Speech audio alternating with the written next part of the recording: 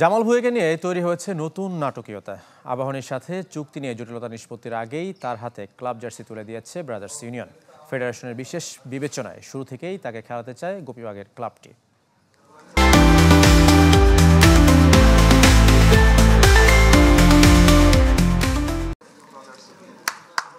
প্রাক মৌসুম প্রস্তুতি শুরুর কথা ছিল ব্রাদার্সের, কিন্তু বৃষ্টি তা হতে দেয়নি। তাই বলে আনুষ্ঠানিকতা থেমে থাকেনি। সেখানে জামাল ভুঁইয়াকে হাজির করে চমকে দিয়েছে গোপীবাগের ক্লাবটি। দলবদল শেষ, এমনকি চুক্তিও হয়নি। তারপরও বাংলাদেশ অধিনায়কের হাতে নতুন মৌসুমের কমলা জার্সি। ব্রাদার্স আমাকে ডাক দিছে, এটা আমি আই এম খুব গ্রেটফুল। আমি তো এটা I cannot thank them enough না। Even the day after transfer window বন্ধ হয়েছে, আমাকে বলছে তুমি এখানে আসো। শুরুতে আবাহনীতে খেলার কথা থাকলেও আর্থিক বনিবনা না হওয়ায় তাকে নিবন্ধন করেনি আকাশী নীলরা।